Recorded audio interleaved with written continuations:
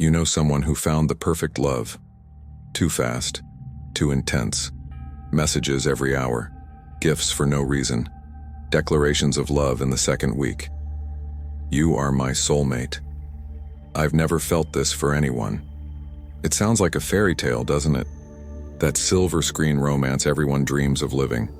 And maybe that person is you. Or maybe you're watching a friend, a brother, a sister, someone you love, fall headfirst into this story. And you ask yourself, how do I warn them without seeming jealous or controlling? How do I say this looks too good to be true? Because the truth is, there is something that looks like love, feels like love, sounds like love, but it's poison masked as affection. A manipulation tactic so effective it turns intelligent people into emotional hostages. Today, you will learn about love bombing, the first phase of the narcissistic cycle, the perfect bait, and how to recognize it before it's too late. The term love bombing might seem new, but the tactic is ancient. It was originally identified in cults and communes in the 1970s.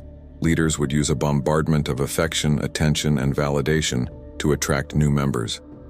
They would make a person feel like the most special, loved, and understood person in the world. They created an emotional dependency so strong that by the time the mask fell and the abuse began, the victim was already trapped, doubting their own perception. Today, this same technique is used in individual relationships, especially by people with narcissistic traits. But here is the crucial difference. Love bombing isn't love, it's theater. It's when someone floods you with attention, affection, gifts, and promises.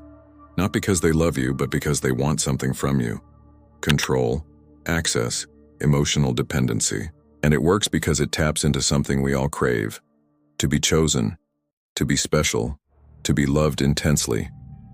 But real love is built over time, with consistency. Love bombing artificially speeds everything up, like forcing a flower to bloom before its time. It looks beautiful, but it's doomed from the start. So how do you recognize it? Here are the 5 signs. First sign, perfect mirroring. He mirrors your tastes, your dreams, your fears. If you love Thai food, suddenly it's his favorite dish. If you dream of traveling to Japan, he was just planning a trip there. They create an illusion of a perfect connection, of soulmates. But it isn't a real connection, it's imitation. Second sign, intensity disproportionate to time. You met 2 weeks ago, and he's already talking about moving in together, about marriage, about children. It's not passion, it's a rush. Because narcissists know that the more time you have to think, the more you see who they really are. Third sign, constant bombardment of communication, 50 messages a day. Calls if you take 10 minutes to reply. It's not because he misses you. It's because he needs to know where you are, who you're with, what you're thinking. It's surveillance disguised as affection. Fourth sign, you are perfect too quickly. He doesn't even know you yet. But he already says you're everything he's ever wanted. Your soulmate, your destiny. This isn't love. It's projection. He doesn't love you. He loves the idea of you that he created in his head. Fifth sign, gifts that create emotional debt. He gives you something expensive you didn't ask for. And later, when you question something, he throws it in your face. After everything I've done for you? Those gifts? They were never gifts. They were chains. But why do smart people fall for this? Because love bombing isn't just psychological, it's neurological. When someone floods you with attention, affection, and validation, your brain releases dopamine, the same neurotransmitter activated by drugs. Studies show that love bombing activates the same brain circuits as a cocaine addiction. And like any addiction, you build a tolerance. You need more attention, more validation, more of him. And then, he stops. This is the second phase of the narcissistic cycle. The withdrawal. He disappears, becomes cold, distant. And you panic. What did I do wrong? How do I get that love back? And that's when you'll do anything to get that dopamine hit back. You tolerate behaviors you would never tolerate before, because now you're addicted, not to him, to the feeling he artificially created. In our video on the shadow, we explored how we deny aspects of ourselves. Love bombing exploits another weakness, our desperate desire to be loved. And narcissists are masters at identifying that hunger and using it against you. Let me tell you a true story. We'll call her Maria.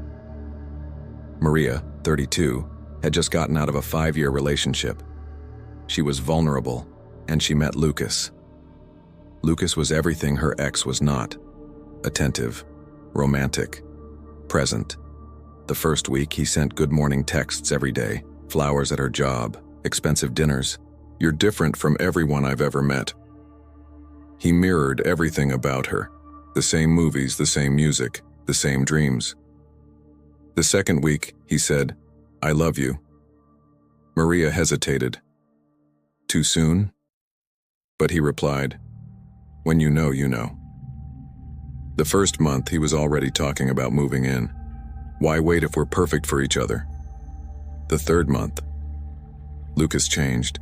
He stopped replying to texts for hours, canceled dates, got irritated over little things. And when Maria questioned him, he'd say, "You're being dramatic. You're suffocating me." Maria blamed herself. Am I asking for too much?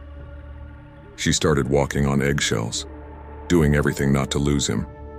And when he'd be affectionate again for a day, she felt relief. He's back. The love is back. But he never came back, because that Lucas never existed. It was a mask. And Maria spent 2 years trying to win back something that was theater from day one. So what's the difference between intense, genuine love and love bombing? Real love respects your pace. It doesn't rush you. It wants to truly know you, your flaws, your fears. It encourages your friendships and family. It doesn't isolate you. It's consistent. It doesn't swing between adoration and coldness. It makes you feel safe to be yourself. Love bombing. It rushes you to accelerate. Why wait? It doesn't want to know you. It wants the idealized version of you. It subtly pushes everyone else away. No one understands you like I do. It alternates between maximum intensity and total withdrawal. It makes you feel like you have to be perfect to keep the love. Here is the ultimate test. Real love gives you peace. You feel safe, grounded. Love bombing gives you anxiety. You are constantly checking your phone, analyzing every word. If you feel more anxious inside the relationship than you did outside of it, it's not love. It's manipulation. But why do narcissists use love bombing? It's not just cruelty. It's a necessity. Narcissists have no stable sense of self. They are empty inside, and they need narcissistic supply, constant attention, admiration, validation, to feel real. Love bombing is how they ensure you become the source of that supply. First, they get you addicted to their attention, then they withdraw it, and you become a hostage, doing anything to get that feeling back. But here is what you need to understand. No matter how hard you try, how perfect you are, how much you sacrifice, it will never be enough. Because the problem isn't you.